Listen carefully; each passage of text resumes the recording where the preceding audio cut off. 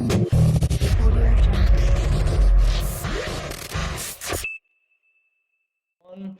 everybody. Bo Billington back with another episode of Finding That Next Gear, where the sole purpose is to talk to high growth entrepreneurs, find out how they brought a company from ideation, inception to growth, scale, and ultimately potentially exit. Super pumped to have Brad Stevens on the wire today. Brad, thanks for joining.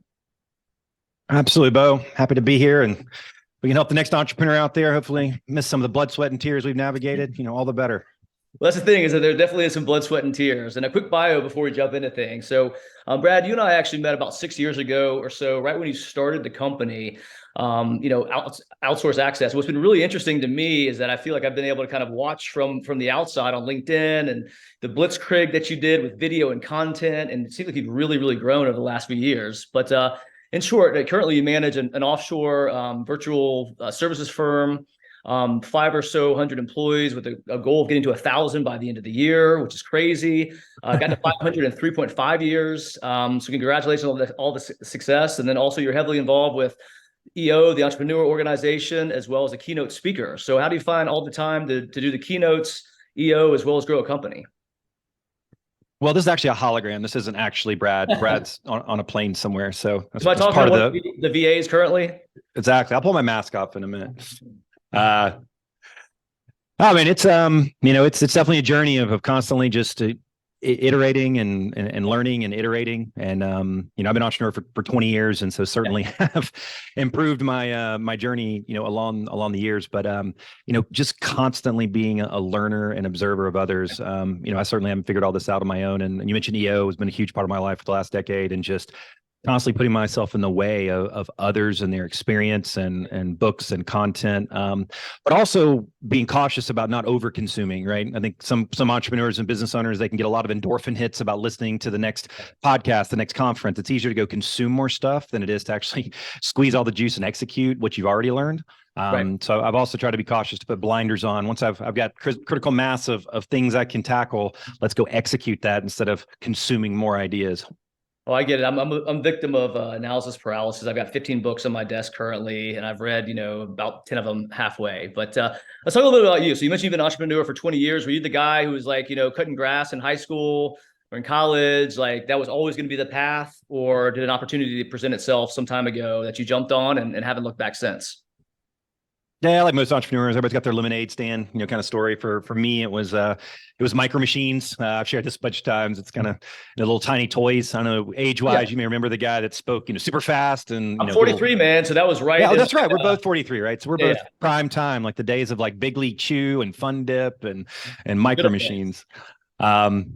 But yeah, so I mean, I grew up in an entrepreneurial type family, and so my dad drove me to school every day, and my mom did too as well. My dad, I just remember, was a lot of on his way to work, and always just would ask questions and download and whatever. It was always a part of the dialogue in my household, and yeah, so I would always ask for Micro Machines for Christmas and birthdays and so forth, and so I'm amassing like I don't know several hundred of them. And I was in third, fourth grade. I would actually take them I went to a little Christian school, and I would carry them in these Crown Royal bags, which they loved.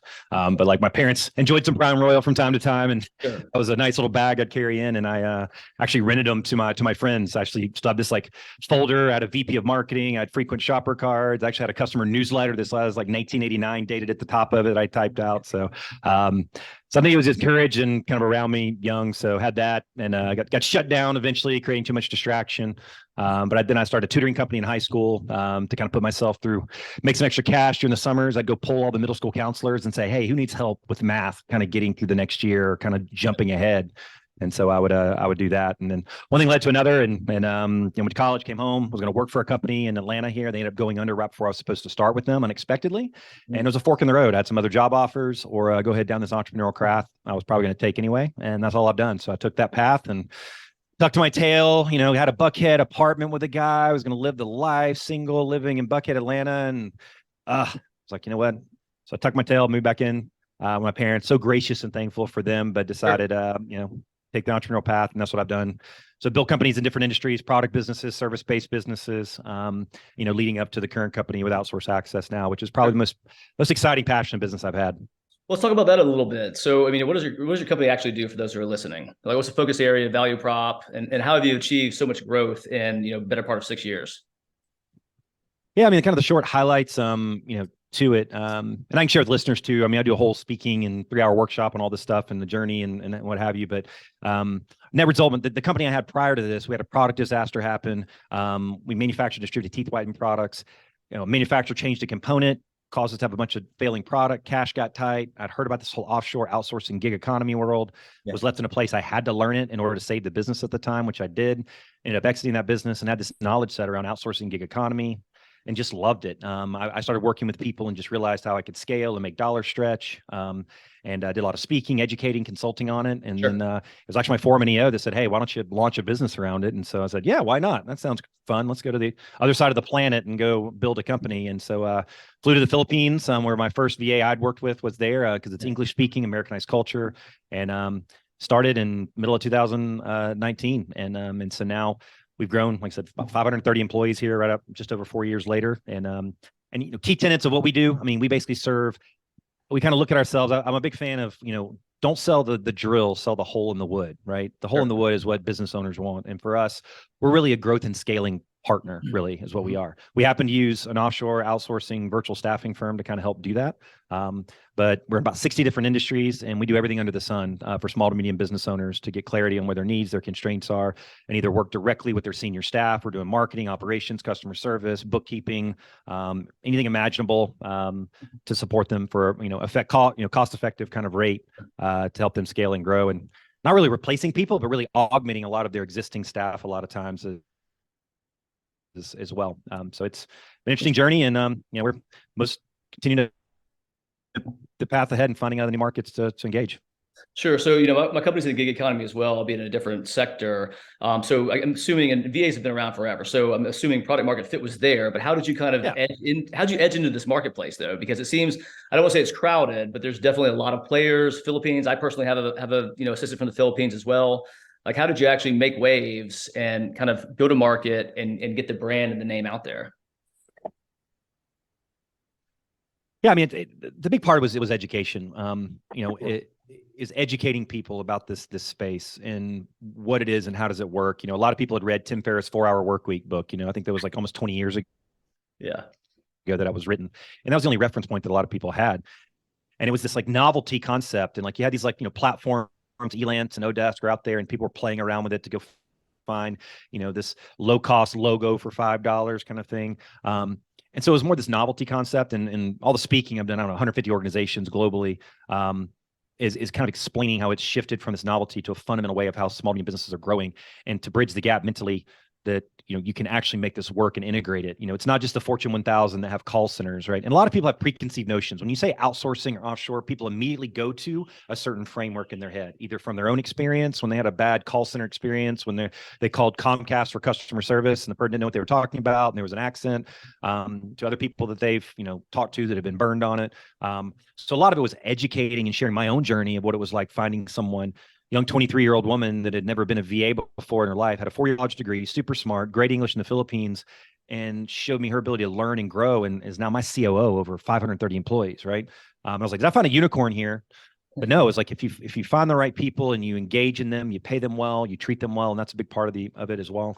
So it's a lot of how did I get into it? It was doing a lot of speaking for organizations, a lot of speaking in EO, a lot of speaking YPO, Sage, Vistage, and so forth.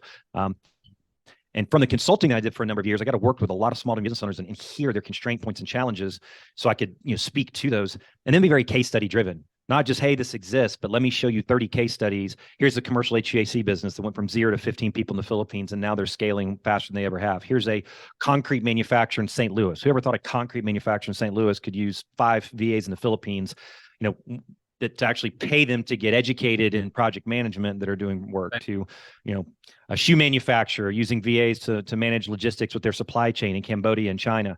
So you start sharing these specific examples, not just high level, top of funnel, hey, VAs and offshore exist. People know that. It's now to the next part of the conversation going on in their mind, which is, what am I going to have these people do? And how does it actually work? And what about my doubt, fears, and concerns? And so that was a lot of what it was, is just educating, and then continuing that with my own podcast, Automate and Delegate, and just really putting out there and even sharing about our competitors. Like, at the end of the day, we offer a solution, but there's multiple paths that people can go down. And if we end up being the right fit, then great. That's super interesting, especially around the education component, because I've been doing the same thing for 6+ years, and I feel like the majority of my job is on the education side. That hey, there's a better way or a different way to do things than you've been doing in the past. So over the last 4+ years or so, how has your role at the organization changed? I mean, what does your day to day look like currently? Yeah, so we're a lot of people may be familiar with EOS, Entrepreneurial Operating System. We're big believers in that. It is actually I really attribute it to helping us hold the glue together. I launched this in 2019, right before the pandemic, right? And so we had a business that was, it was growing rapidly even before the pandemic hit, and it kind of paused and then went back to the same growth pace. But I actually hired an EO Philippines member that was part of the EO Philippines chapter there to be our EOS implementer, and Yeah.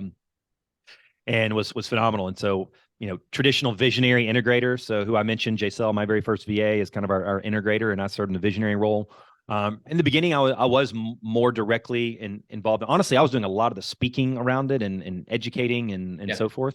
And then kind of truly, and I can't recommend anything. I'm actually re-listening into it myself right now, because where we are in a growth stage, even the visionary integrator role that she and I have is kind of evolving. A book called Rocket Fuel that talks about the difference in the relationship between those two. And so that's been my role in the beginning, was a little bit more kind of directly involved. I was a part of all our level 10, kind of weekly meetings and so forth.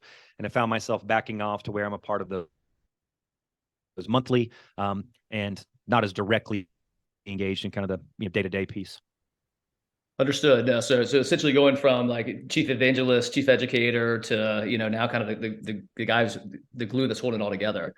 A couple more questions here. So what was your situation? You mentioned that you launched prior to the pandemic, married, kids, like, I mean, and you also said that you were in kind of your EO group when you decided to actually put this, pen to paper and go to market. But what else was going on? I mean, was this a shock to the family when you decided to start the company, or did they know that you're going to do something like this? Well, these crazy people, the marry entrepreneurs, that we have a whole lot of small print that comes sometimes with it. But she, I mean, so my wife and I, we've been married, going on almost 11 years here, and Yes. or known each other 10 years, going to get married 10 after next year. And so she's always known me as an entrepreneur. When we got married, we had that other business that I mentioned, and she kind of experienced the ups and downs and so forth with me.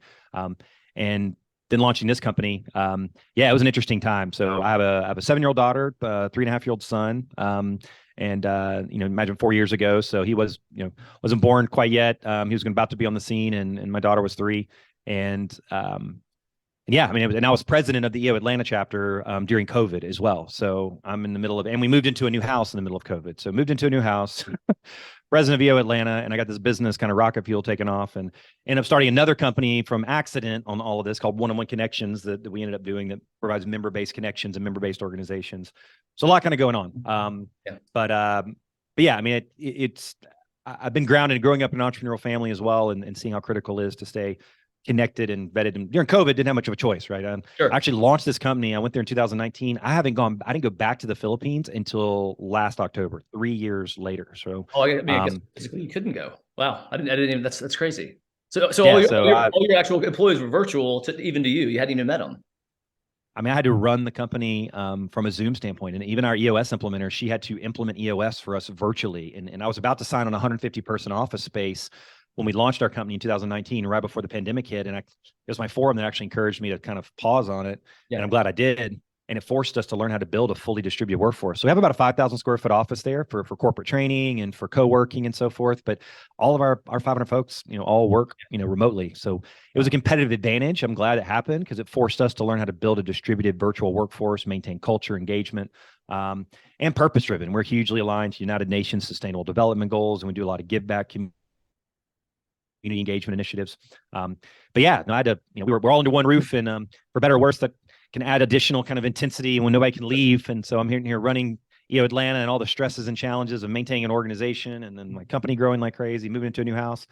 So it just required a lot of communication. My wife and I we're both firstborn A types. And so birthdays are 15 days apart. So we get a lot of stuff done, a lot of execution, but we can also kind of have some combustion along the way. But we've been intentional about our communication. Yeah, very similar story to me as well. I think I shared to you prior to jumping on the horn here, is that we built a house, had my second kid. Decided to start a business. Wife is an attorney, so she's very black and white. There is no ambiguity. There's no gray. Like, she needs to be safe. And I decided that I want to kind of blow up our life. What I've known, and I was a first-time entrepreneur as well. So a lot of highs, a lot of lows, a lot in between, and it took some reps to kind of figure out where the through line was. But communication was, I'd say, the component that got us through. And I used to joke that the barometer of success for me was like if I'm still married in 5 years, which I'm in year 6, so evidently I'm crushing it, I guess. But a couple more questions, man. We'll get you out of here. So in these last 4 years or so, has there been a time where you thought about hanging it up, or has it just been continuous success, all good, all green lights, all fun? I mean, I don't think any entrepreneur would tell you all green lights, all fun. They'd be lying, I think, if they did. Yeah. But it's honestly the most passion. I think part of the reason why we've grown so fast, and also why we've been able to do it even in the middle of a pandemic, is because it is truly, kind of my intersection that I've been looking for. I mean, the teeth whitening industry wasn't super passionate about. I was passionate about growing the business. But I absolutely love what I do. The impact we're making on the people in the Philippines and our staff. I mean, the stories that I see, and I mean, one of our managers, sent me a picture of a car. He was actually able to buy his parents a car in the Philippines for the first time ever because of the opportunity. My own COO was able to build and grow a house, actually buy an investment property, which is kind of unheard of in some cases. That's awesome. So seeing them flourish and grow and culture wise, and I mean, it has its bumps and challenges, along the way. And then our clients, I mean, we are truly, I mean, our tagline is redefine how you scale. And during the pandemic, I mean, honestly, some people one client went from 70 employees down to our VA was his only left person that he kept because he could afford it, and helped him figure out a pivot in his business, to kind of get to the other side. So it's definitely had its challenges, but I think it really speaks to anybody advise entrepreneurs, make sure you're passionate about what you do, because if you're not willing to endure the pain, you will hang it up. And if I wasn't passionate about it, we've definitely had some of our challenges along the way. I would have maybe considered that, but the bigger purpose and why around what we're doing is there. And so I've loved it. Well, your passion shines through, and I totally agree with you. And same. I mean, I've had points where it's a lot of work, but I'm very passionate about what I do as well, and that's the driving force. So a quick pivot here. So what do you think the number one trait is for entrepreneurs that find success versus those that do not? Resilience. I mean, I try to think of a more wise, pithy, creative thing, that people will say, but I think it's not, if you go back to, I'm a big fan of that book, Angela Duckworth, called Grit. And, in her, I would highly recommend anybody read that, and also for your children too. Yeah. And looking at some of the most successful people in history, it wasn't the most, intellectual or brightest a lot of times. It was those that just flat could continue getting up, and it's getting up that one more time that makes a difference. When you have 10,000 teeth whitening pins blowing up all over the world because a manufacturer changed things, and you have half of your customers suing the other customers because of a legal battle, it's, am I willing to wake up out of the bed and go fight that battle and get to the other side of it? So perseverance. Yeah, 100%. If you go back in time and give yourself advice prior to starting this company, what would that piece of advice be? So, a game changer. I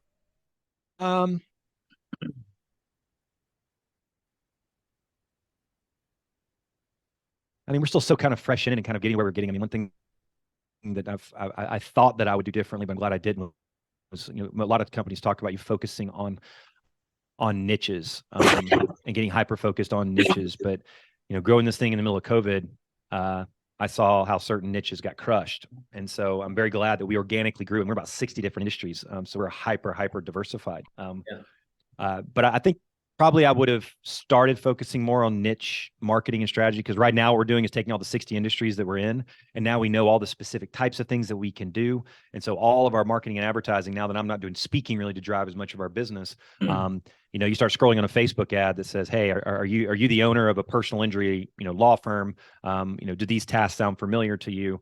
It's going to get higher conversion than just general, hey, we're a VA firm, we can help save you time. So we're doing a lot of that now, but that's one thing I think I would have done, is we would have shifted towards, probably earlier last year, shifting more towards niche, because we're starting to do some of it and it's converting incredibly well. But I probably wanted to wait a little bit longer because I was so terrified of COVID. I want to keep just diversifying and diversifying. So no client represented more than like 5% of my business. but I probably would have done that a little bit further sooner. It's interesting. That's something I toyed with myself. It's like, should I niche down? We're broad as well. And, half the entrepreneurs you talk to are like niche down, niche down, niche down. Others, like cast a wide net. And it's a struggle for me, candidly. So a couple more questions to get you out of here. So what's the hardest part about owning your own business?